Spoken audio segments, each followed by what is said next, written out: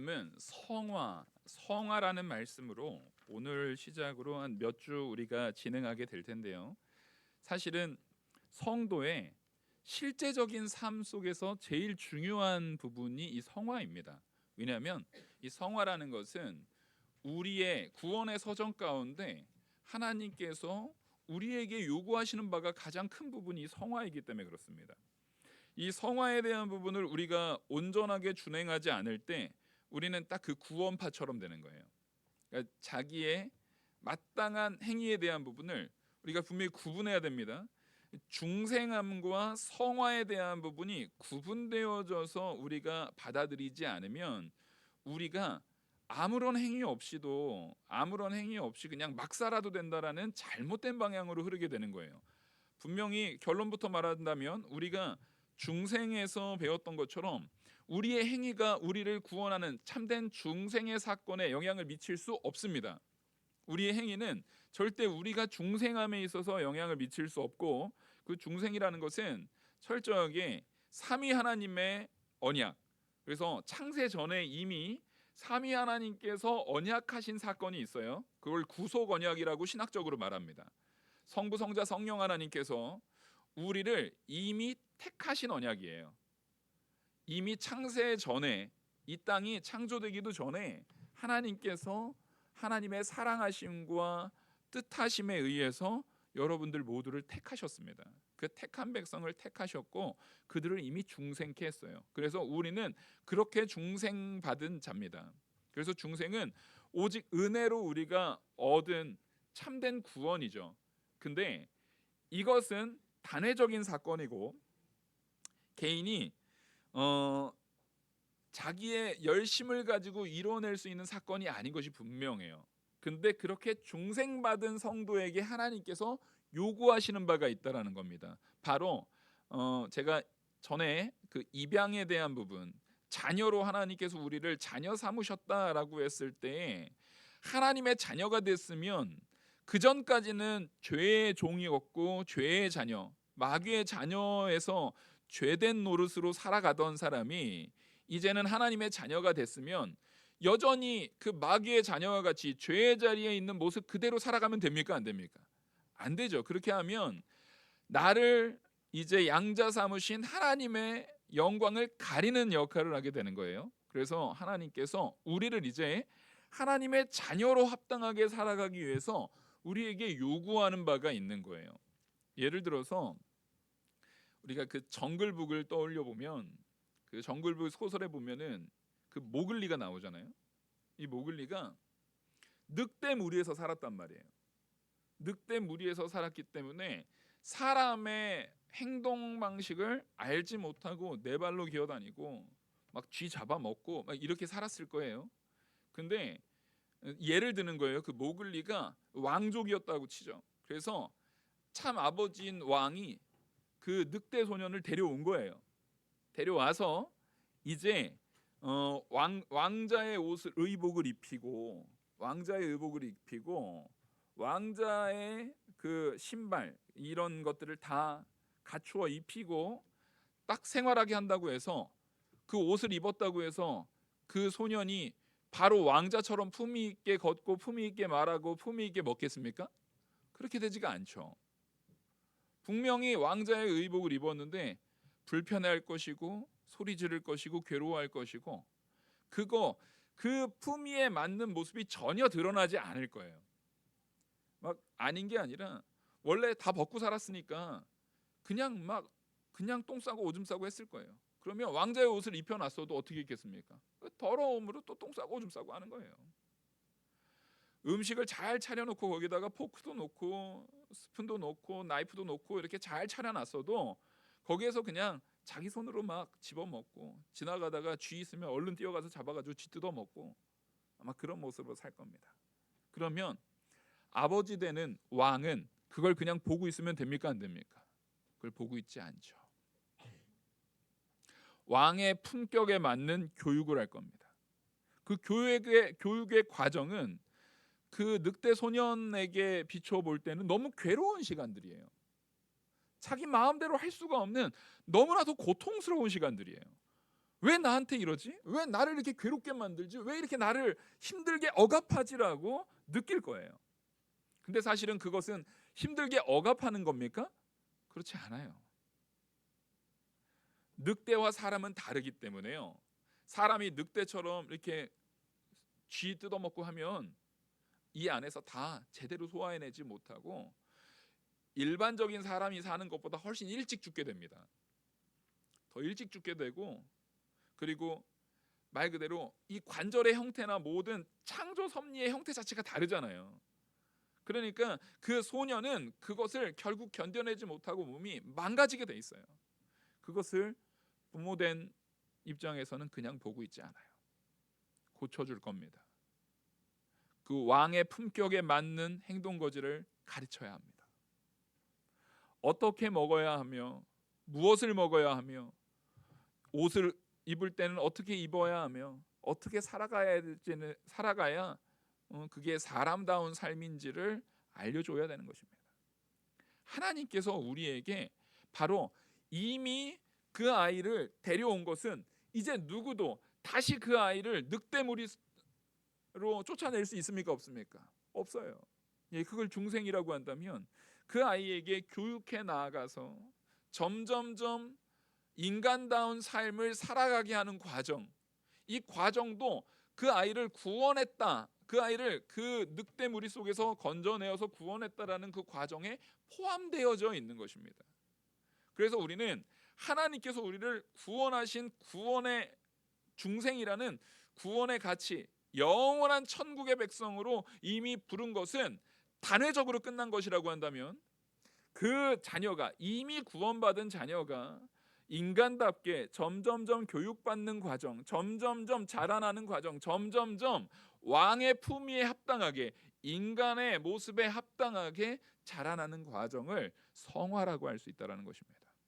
그래서 성도인 우리는요, 하나님이 보기에 참 하나님의 참된 자녀와 같은 모습으로 반드시 변화돼야 될까요? 안 돼야 될까요? 변화돼야 됩니다. 그래서 우리에게 성화의 과정이라는 것은 너무나도 중요하고 너무나도 필수적인 요소라는 것이죠. 그래서 오늘 데살로니가 후서 2장에서도 그 성도들을 지칭해서 분명하게 말하고 있습니다. 너희들은 하나님이 처음부터 너희를 택하사, 이미 택했다라는 거예요. 하나님의 택함이 있는 성도들이라는 거예요. 그리고 하나님의 택해서 성령의 거룩하심과 택한 백성에게 성령을 주셔서 그 성령의 거룩하심이 우리 안에 작용할 수 있는 능력을 부여해 주셨다라는 거예요. 우리의 능력으로 거룩해지지 않습니다. 하나님이 거룩하게 우리를 역사합니다. 뿐만 아니라 진리를 믿음으로 구원을 받게 하셨다라는 거예요. 우리에게 성령의 이끄심 가운데 우리의 삶이 점점 거룩해지는 것과 또 진리를 믿은 그 믿음으로 우리를 점점 인도하는, 자, 믿는다라는 것은 제가 단지 나 그거 이해했어, 나 그거 이해하고 무슨 말인지 알아들었어가 믿음이라고 안 했습니다. 그것만으로 믿음이 끝나는 게 아니에요. 믿는 것은 믿고 내가 죄인인 것을 깨닫고 그 믿은 가치, 예수 그리스도가 내 구주인 것을 믿는 그 믿음의 가치 안에서 그 믿음대로 행동하는 것까지가 믿음이에요. 그 행동하는 가치까지가 다 온전한 믿음의 한 요소라는 것입니다. 그래서 우리가 성령의 인도를 따라 믿고 행하는 자리, 그래서 그것을 우리 빌립보서에서는 뭐라고 말하냐면요, 빌립보서 2장 12절에 우리가 항상 복종하고 두렵고 떨림으로 너희의 구원을 이루라는 거예요. 우리는 항상 하나님 앞에 두렵고 떨림으로 하나님 말씀 앞에 복종하는 삶을 살아야 되는데, 그 살아가는 삶 속에서 무엇을 이루어 나가라는 겁니까? 구원을 이루어 나가라는 겁니다. 여러분, 이거를 절대 오해하면 안 되는 게 구원을 이루어 나가? 그러면 구원은 사람의 행동에 달렸네? 맞아요?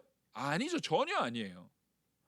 이미 우리를 구원하신, 우리를 천국 백성으로 부르신 하나님께서 너희는 나의 아들이요 내 택한 백성이다 라는 것이 확증되어서 우리 스스로 성도인 것을 믿고 알았으면, 예수님을 믿었으면 그에 합당한 구원의 생활로, 구원에 합당한 삶으로 우리가 살아내야 된다라는 것입니다. 그 요소를 구원을 이룬다라고 성경은 표현했고, 그것이 곧 성화를 이야기하는 것입니다. 그래서 우리는 반드시 우리 삶 속에 적어도 어제보다는 오늘이 더 성화를 이루어진 자로 변화돼야겠을까요? 안 돼야 될까요? 우리는 점진적으로 자라나야 됩니다. 점진적으로 성화를 이루어 나가는, 성화라는 구원의 요소를 이루어 나가는 자리에 반드시 서야 합니다. 그래서 우리 이 주보에 요약해 놓은 걸 좀 같이 보시면 1번 우리 같이 한번 읽어보겠습니다. 1번 같이 읽겠습니다. 시작. 성화란 중생한 성도가 성령과 그리스도의 말씀에 의해 실제적으로 또한 개인적으로 더욱 거룩해지는 것이다. 아멘. 성화라는 건요, 중생한 성도가 아니면 안 돼요. 성화의 과정이라는 것은 사람이 성화의 과정을 잘 해나가면 중생한다가 아닙니다. 이게 거꾸로 되면 완전히 망치는 거예요. 성화의 과정은 반드시, 물론 제가 구원의 서정이라는 것이, 우리가 지금 구원의 서정을 따라가고 있잖아요. 이게 논리적인 순서이고 한 번에 이루어진 사건이에요. 단회적인 한 번에 이루어진 사건이지만 논리적인 순서로 바라봤을 때에 중생한 자, 하나님이 이미 택한 자에게 성화의 과정이 일어나는 것이지, 우리가 성화의 과정을 통해서 내가 점점점 거룩해지면 네가 이 거룩이 이만큼 찼구나, 그럼 넌 이제 중생, 이거는 아니라는 거예요. 하나님의 은혜로 이미 택함 받은 백성이 성령과 그리스도의 말씀에 의해서, 성령의 인도가 반드시 필요해요. 왜냐하면 성령의 역사 없이는 예수 그리스도의 말씀을 깨달을 수가 없어요. 성령의 도우심 없이는 우리는 예수님이 나의 구주이신 것을 고백할 수도 없고 깨달을 수도 없습니다. 그래서 로마서에는 우리는 깨닫는 자도 없고 그 말씀, 죄악에 빠져 있어가지고요, 선하게 행할 수 있는 그런 의인이 하나도 없다라는 것을 분명히 말하고 있어요. 그래서 우리는 성령과 그리스도의 말씀에 의해서 실제적으로, 그러니까 실제적으로라는 것은 우리의 삶이 변화돼야 된다는 것입니다. 그래, 우리가 착하게 살아야지가 아니라 여러분, 착하게 해야 되는 거예요. 그러니까 성경은 이렇게 말해요. 어떤 사람이 막 추위에 떨고 있어요. 너무 추위에 오돌오돌 떨고 있어요. 그러면 옆에 가서 야, 너 따뜻하게 해 하고 말만 하는 것은 선한 거래요, 악한 거래요? 악한 거래요. 또 어떤 사람이 굶어서 배가 고파가지고 막 고통받고 있어요. 야, 너 배부르게 하고 다니지 왜 이렇게 굶고 댕겨? 이렇게 말만 하는 것은 악한 거라는 거예요. 야, 따뜻하게 해라, 배불리 해라 라고 말하는 것은 아무 의미가 없다라는 거예요. 그거는 하나님께서, 그거는 오히려 아주 악한 자로 하나님께서 책망하신다라는 것입니다. 우리는 실제적으로 그 사람을 어떻게 합니까? 옷을 입혀줘야 되는 거예요. 그 사람이 따뜻할 수 있도록 도와주는 게 성도의 모습이라는 겁니다. 성도의 삶이라는 것입니다. 그 사람이 배를 굶고 있으면은요, 먹여야 되는 거예요. 그게 성도의 삶인 거예요. 하나님께서는 그걸 우리에게 명확하게 요구하고 계시고, 그걸 순종하여 행하는 것이 점점점 성화를 이루어 나가는 겁니다. 우리는 반드시 그 삶으로 나가야 돼요.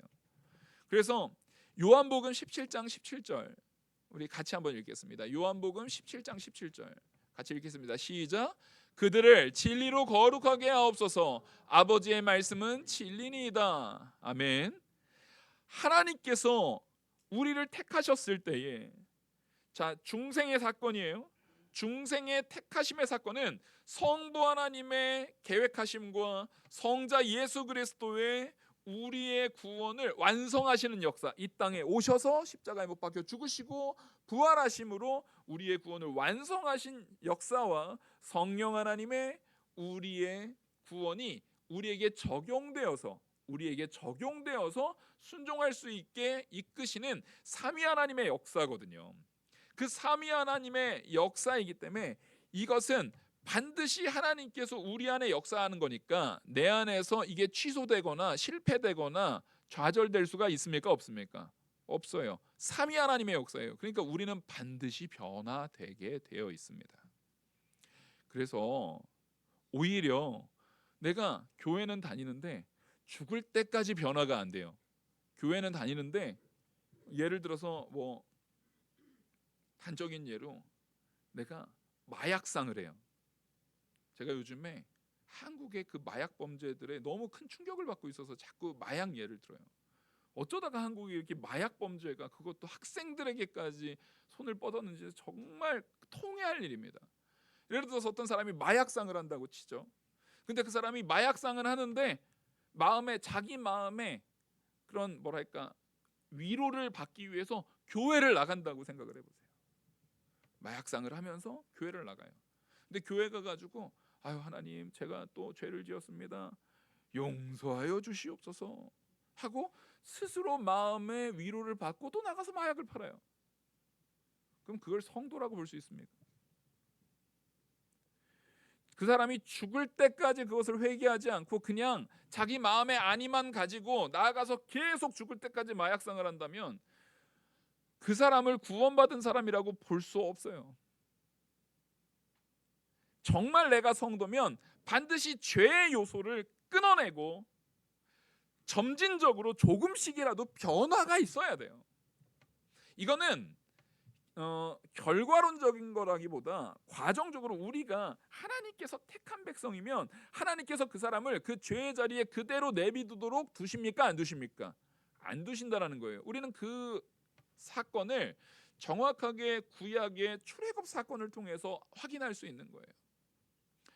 출애굽 사건에 이스라엘 백성들이 애굽의 노예로 고센 땅의 노예로 있었단 말이에요.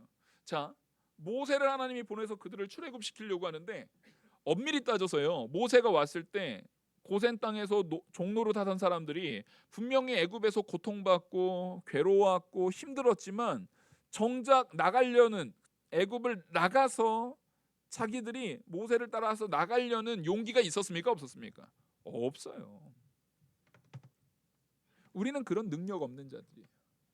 하지만 하나님께서는 그 이스라엘 하나님이 택한 하나님의 그 백성들을 하나도 놓치지 않으시고 다 애굽에서 건져내십니다. 그게 하나님의 역사예요.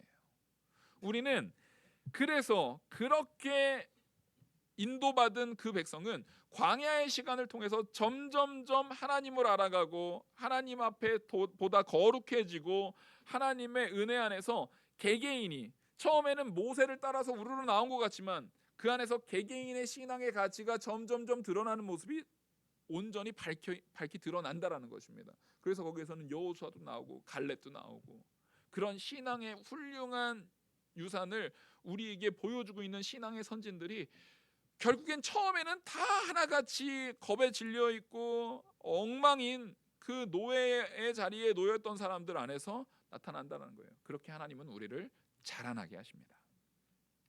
그래서 우리의 성화라는 것은 하나님께서 반드시 이끄실 것이기 때문에 우리가 거부할 수 있는 것이 아니에요. 그러니까 이 성화의 과정은 아까도 말했듯이 그 늑대 소년이 그 성화의 과정 이제는 쥐 봐도 안 먹으려고 해야 돼요. 쥐 봐도 안 먹으려고 해야 되고 네 발로 걷는 이 손까지 이용해서 이렇게 엉금엉금 기어다니는 것도 이제 안 하려고 애를 써야 돼요. 그러니까 그게 괴롭죠. 괴롭지만 하나님께서 그렇게 이끄셔서 점점점 사람됨의 가치를 세워나가게 되는 것입니다. 우리 2번을 같이 한번 읽겠습니다. 2번 같이 읽겠습니다. 시작. 성화의 대상은 유효적 소명을 받고 중생한 성도 곧 그리스도로 새 창조되어 새 마음과 새 영을 가진 성도들이다. 아멘. 성화의 대상은 명확하다라는 거예요. 성화의 대상은요, 네가 성화를 잘하면 이렇게 된다가 아니라 이렇게 된 자가 성화됐다라는 것을 분명히 받아들이셔야 됩니다. 성화의 대상은 우리가 이 구원의 서정을 이야기할 때 유효적 소명, 하나님께서 택한 백성이어야 돼요. 하나님께서 택하여 부른 백성이어야 되고 그 택하여 부른 백성을 하나님께서 중생케 하신 성도입니다. 그 중생케 하신 성도는 반드시 그리스도를 믿음으로 이제는 옛사람은 죽었으니 새 사람이 된 거예요. 이제는 우리는 온전히 새 것이 된 겁니다. 그래서 우리 안에 마음도 새 마음으로 누구에게 합당한 마음이어야 합니까? 하나님의 말씀에 합당한 마음으로 변화시켜 주신 겁니다. 단지 우리가 변화는 됐음에도, 신분의 변화가 됐음에도 아까 늑대 소년처럼 익숙하지가 않아가지고 자꾸만 옛 습관에 따라서 내 발로 기고 있는 것뿐이에요. 이걸 고쳐나가면 돼요. 이거 자체는요, 우리가 죽을 때까지 어쩔 수 없이 우리에게 따라오는 옛 습관이 남아있을 거예요. 괜찮습니다. 옛 습관이 남아있을 거예요. 괜찮아요. 하지만 기다가도 한 4발짝 기다가도 이거 아니지, 이렇게 하면 안 되지 하고 일어나서 불편해서 한 2발짝 걷다가 다시 기도해도 그런 노력이 있어야 된다라는 거예요. 이거 노력했다고 구원받는 게 아니라 구원받았기 때문에 이런 노력을 해야 된다라는 것입니다. 또한 이제는 완전히 새 영을 받았기 때문에 내가 또 내 발로 걷고 쥐를 잡아먹었을 때 마음에 어떤 마음이 있어야 돼요? 마음에 찔림이 있어야 돼요. 내가 또 이 죄를 지었구나. 내가 또 이 부족함에 놓여졌구나. 내가 또 이런 연약함 가운데 또 빠졌구나. 성령께서 나를 이끄실 텐데 내가 또 성령의 인도를 따르지 않고 내가 하고 싶은 대로, 내 마음대로, 내가 기쁜 대로, 내가 편한 대로 나의 행동을 하였구나 하고 돌이키는 역사가 있어야 된다는 것입니다. 그래서 우리는 이 성화를 받은 사람은 철저하게 하나님의 은혜 안에서, 하나님의 놀라운 은혜 안에서 성화된 것이기 때문에 내가 죄를 지을 때 마음에요 아픔이 있어야 됩니다. 따라하겠습니다. 죄를 미워하는 마음, 죄와 싸우는 마음, 이걸 반드시 가지고 계셔야 돼요. 이걸 가지고 있지 않으면요, 우리는 성화의 근거를 완전히 무시하는 거예요. 성화의 근거가 뭔데요? 3번을 읽겠습니다. 3번 같이 읽겠습니다. 시작. 중생한 자들이 성화할 수 있는 근거는 예수 그리스도의 십자가의 죽으심과 부활에 있다. 아멘. 우리 로마서 6장 6절 한번 같이 한 목소리를 읽겠습니다. 시작. 우리가 알거니와 우리의 옛사람이 예수와 함께 십자가에 못 박힌 것은 죄의 몸이 죽어 다시는 우리가 죄에게 종노릇 하지 아니하려 함이니. 아멘. 예수님께서 십자가에 못 박혀 죽으신 사건, 그 사건은요, 우리를 죄의 종노릇 하던 데서 이제는 완전히 건져내셔서 더 이상 우리가 죄의 종노릇 하지 않게 하려는 하나님의 역사입니다. 근데 다시 우리가 그 자리로 돌아가면 성경에서 말하는 뭐가 되는 거예요? 개가 토한 것을, 토한 자리에서 나갔다가 다시 그 토한 대로 돌아와서 그 토한 것을 도로 먹는 거랑 똑같은 거예요. 이게 얼마나 비참한 모습입니까? 우리의 그런 행동, 우리의 그 개가 토한 것을 다시 먹는 행동은 누구를 모독하는 행동이에요? 예수 그리스도의 십자가의 보혈을 모독하는 행동이에요. 예수 그리스도께서 나를 위해서 죽어주신 것이 우리로 하여금 다시는 그 죄의 자리에 있지 않게 하려는, 죄를 떠나서 점점점 그리스도를 닮아 나가게 하시려고 우리를 위해서 죄에 있어서 죽으셨고 죄를 다 이기시고 부활하셨음에도 불구하고 우리가 다시 그 개처럼 토한 것을 다시 먹으러 간다고 한다면 예수 그리스도의 십자가의 보혈을 아주 모독하는 행위라는 것입니다.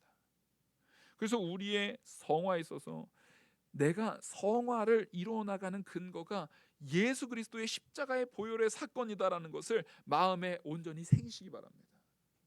죄를 지으려고 한다면, 죄를 지으려는 마음이 들을 때마다 우리는 뭘 떠올려야 되냐면, 내가 이 지은 죄 때문에 예수님이 십자가에 달리셨는데, 이 죄 때문에 예수님이 십자가에 죽으셨는데 내가 어찌 다시 그 더러운 자리로 돌아가겠는가라고 스스로를 회개하고 돌이켜야 된다는 것입니다. 그러니까 이 성화의 근거인 예수 그리스도의 십자가의 보혈과 그 부활하심을 철저하게 우리 마음에 새기면은요, 우리 마음에 철저히 새기면은 당연히 죄를 미워할 수밖에 없는 것입니다. 당연히 죄와 싸울 수밖에 없는 겁니다. 그 죄의 요소는요, 딴 데서 오는 게 아니에요. 내 안에서 오는 거예요. 내 안에 이 죄의 부패성이 누구 좋은 대로 자꾸만 행동하려는 행동들이 있어요. 나 좋은 대로, 내가 좋은 대로, 내 욕망에 따라, 내 정욕에 따라 행동하려는 그 모든 요소들을 이 죄 때문에 그리스도께서 죽으셨다. 내가 이걸 끊어내야 한다. 내가 이것과 싸워야 한다. 내가 이 죄를 미워해야 한다. 그것을 온전히 세워나가셔야 된다는 것입니다. 그래서 우리는요, 성화를 어떤 성화의 내용을 잘 이루어내야 되는지 4번 한번 같이 보겠습니다. 성화의 내용은 이것입니다. 성화의 내용은 이것인데 우리 같이 한번 읽겠습니다. 시작. 중생한 성도는 성화로 인해 죄의 지배가 파괴되고 죄의 정욕들이 약화되고 억제됨으로 말미암아 구원하시는 모든 은혜 안에서 점점 더 소성케 되고 강화된다. 아멘.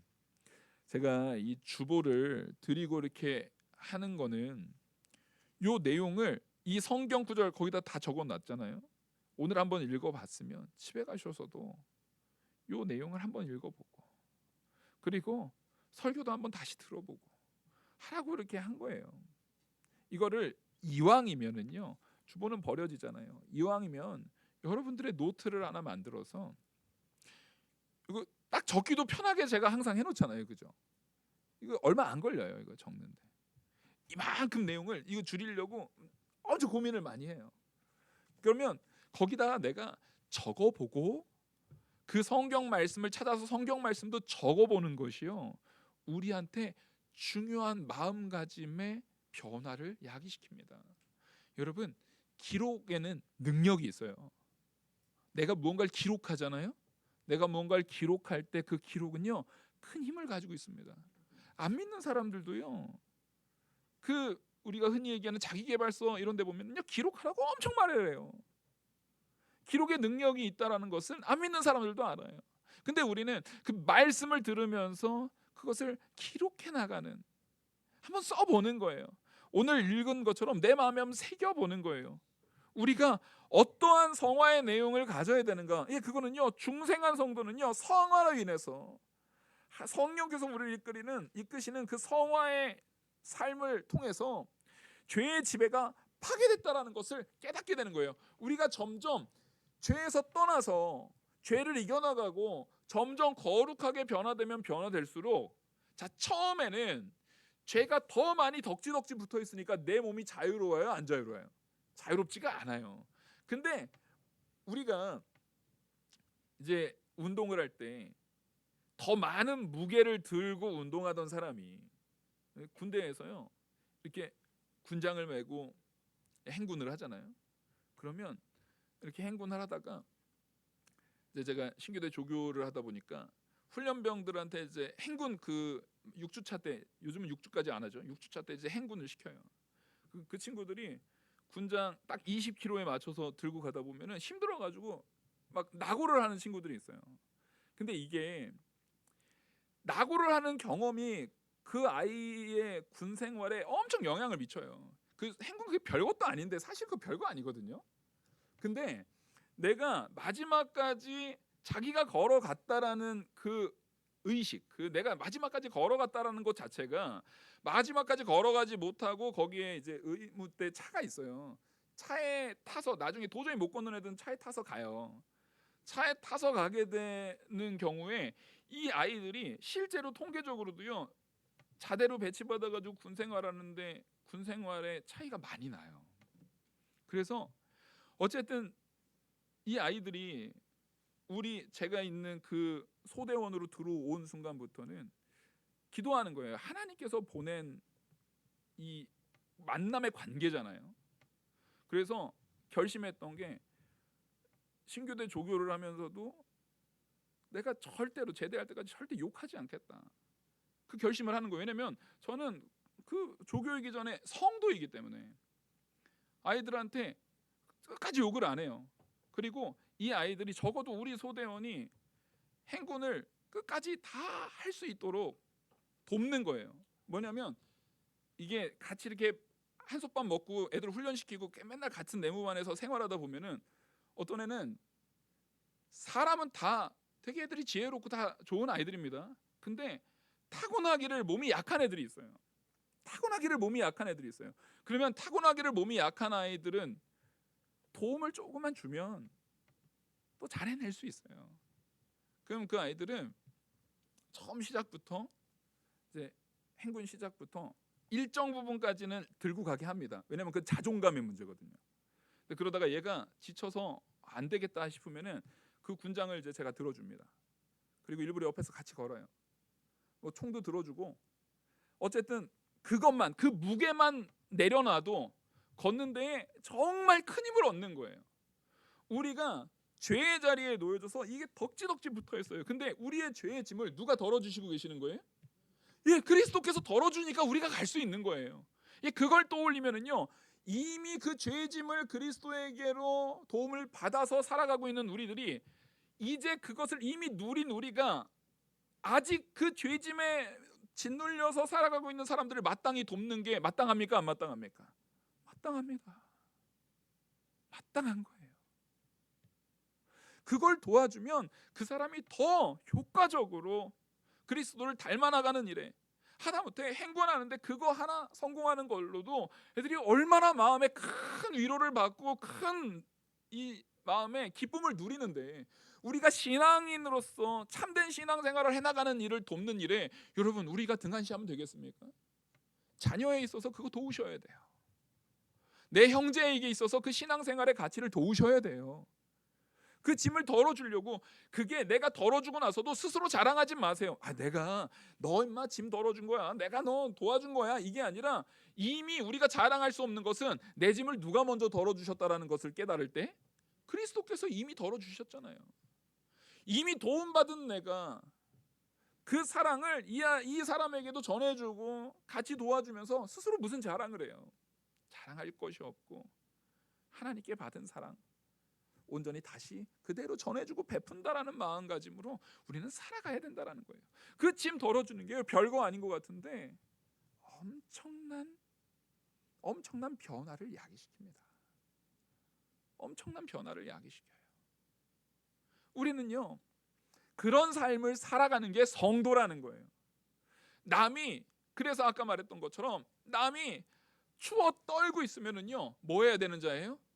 내가 추워 떨고 있을 때 하나님께로부터 받은 도움, 혹은 내가 신앙이 약할 때 나에게 도움을 주었던 그 신앙의 선배들의 도움을 생각하면서 우리가 도울 수 있어야 돼요. 우리가 그런 자리에 설 수 있어야 된다는 거예요. 그래서 그렇게 우리가 나아갈 때에 점점 뭘 깨닫게 되냐면요, 죄가 나를 지배하지 못하네. 내가 이렇게 도움을 받고 도와주고 점점점 거룩해지는 모습을 통해서 보니까 이 짐들이요, 이 죄의 짐이, 죄는 자꾸만 우리를, 그 죄의 짐을 덕지덕지 붙여가지고 우리를 좌절시키려고 하거든요. 우리를 그 죄의 압제로 우리를 지배하려고 하거든요. 근데 하나님만 의지하고 거룩하게 살려고 노력하면 노력할수록 이게 덜어지는 거예요. 주변에 도와주는 사람이 있으면 있을수록 이게 덜어지는 거예요.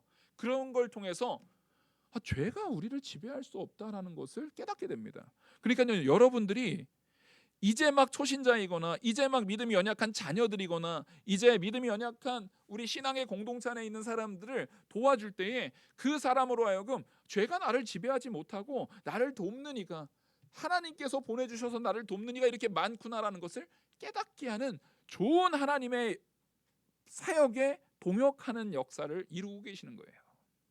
그러니까 우리가 섬겨야겠습니까? 안 섬겨야겠습니까? 섬겨야 합니다. 그게 곧 나의 성화를 이루어 나가는 것뿐만 아니라 다른 이가 성화를 이루어 나가는 것을 돕는 일도 되는 거예요. 그래서 우리는요, 언제나 돕는 이가 되셔야 됩니다.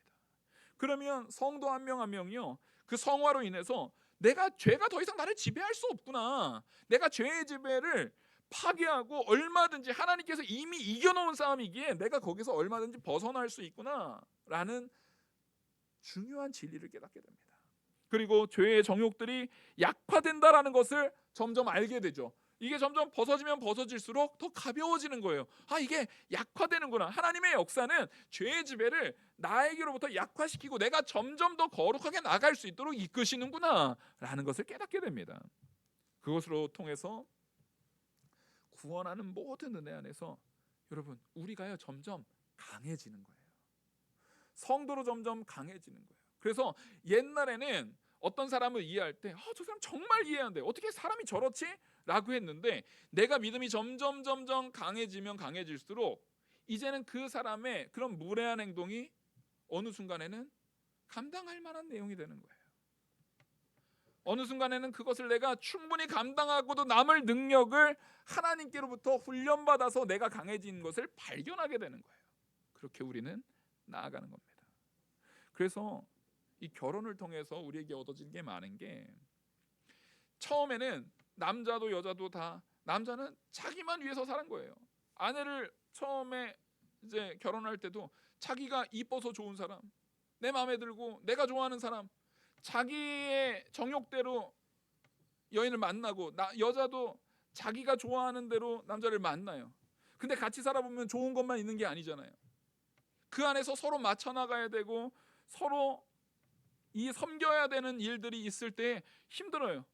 근데 어느 날 시간이 지나고 서로를 포기하지 않고 살아가다 보면 어느 순간 내가 이 사람에게 이만큼 맞춰져 있고 저 사람에게 이만큼 맞춰져 있는 거예요. 근데 이거는요, 부부 관계보다도요, 자녀와의 관계 속에서 훨씬 두드러지게 나타나요. 자녀의 관계 속에서 자녀가 있음을 통해서 그 자녀를 아주 어렸을 때부터, 이 유치원생일 때, 영아일 때의 자녀, 유치원생일 때의 자녀, 초등학생일 때의 자녀, 중학생일 때, 고등학생일 때 다 다르거든요. 근데 그걸 마치다 보면 어느 순간 하나님께서 우리에게 그 자녀, 거룩한 자녀를 얻게 하기 위함이다라는 그 명령대로 우리가 순종하려고 이 자녀를 믿음 안에서 거룩하게 키우려고 살아가다 보니까, 나는 분명히 자녀를 키우려고 했는데 누가 더 성장해 있어요? 내가 더 성장해 있어요. 내가 더 자라나 있는 거예요. 이 모든 것들이 하나님께서 우리에게 주는 놀라운 은혜입니다. 갈라디아서 24장, 우리 같이 갈라디아서 5장 24절 같이 한번 읽겠습니다. 시작. 그리스도 예수의 사람들은 육체와 함께 그 정욕과 탐심을 십자가에 못 박았느니라. 아멘. 우리는요, 그 정욕과 탐심을 십자가에 못 박은 거예요. 이제 더 이상 그게 우리를 지배하지 못한다라는 것을 확실히 알고 우리가 점점 그리스도를 닮아나가는 거룩한 삶으로 돌진해 나가는데요, 거치는 것이 없다라는 겁니다. 골로새서 1장 11절 우리 같이 보시겠습니다. 시작. 그의 영광의 힘을 따라 모든 능력으로 능하게 하시며 기쁨으로 모든 견딤과 오래 참음에 이르게 하시고. 아멘. 우리가요, 분명히 삶 속에서 성화를 이뤄나가면서 그리스도를 닮아나가면서 거룩을 추구해 나가면서 정말 나를 괴롭게 했던, 혹은 내 자녀가 될 수도 있고, 혹은 내 친구가 될 수 있고, 내 형제가 될 수도 있고, 내 아내가 될 수도 있고, 내 남편이 될 수 있는 그 사람들을 견뎌내 나가고 그 안에서 기쁨을 찾으려고 하고 그 안에서 하나님께서 그래도 보호하신 은혜 속에서, 자, 싸움은요, 한 사람이 무한으로 참으면 이루어집니까? 안 이루어집니까? 안 이루어져요. 안 이루어져요. 어쨌든 누군가를 참아내는 그 요소를 누가 먼저 해야 되냐면 그리스도를 더 닮은 자가 해야 돼요. 그러니까 자녀에게 있어서는 부모가 먼저 참아야 되는 게 맞아요. 그리고 부모가 늙고 자녀가 장성하잖아요. 그러면 자녀가 부모를 참아줘야 합니다. 이것은 나중에 뒤바뀌게 돼요. 나중에 뒤바뀌게 돼요. 하나님께서 그 역사를 분명히 이루어요. 그때 우리는 뭘 해야 되냐면 지금 이 순간에 나는 하나님의 은혜 안에서 내가 자라나려고 하나님의 말씀을 통해서 그 은혜 안에서 더욱더 기쁨으로 자라나려고 애를 써야 된다는 것을 분명히 깨닫는 저와 우리 성도들 되기를 간절히 소망합니다.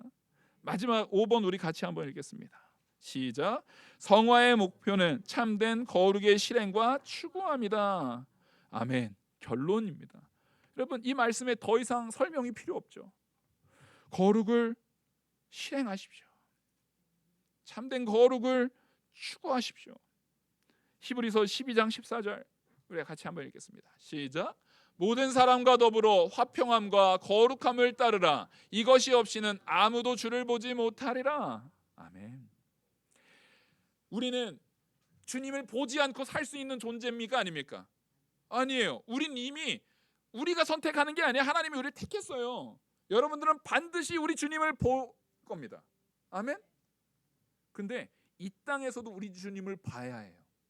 어떻게 해요? 이 땅에서도 우리 주님을 보는 것은 주님께서 우리에게 주신 말씀대로 순종해 나가는 거예요.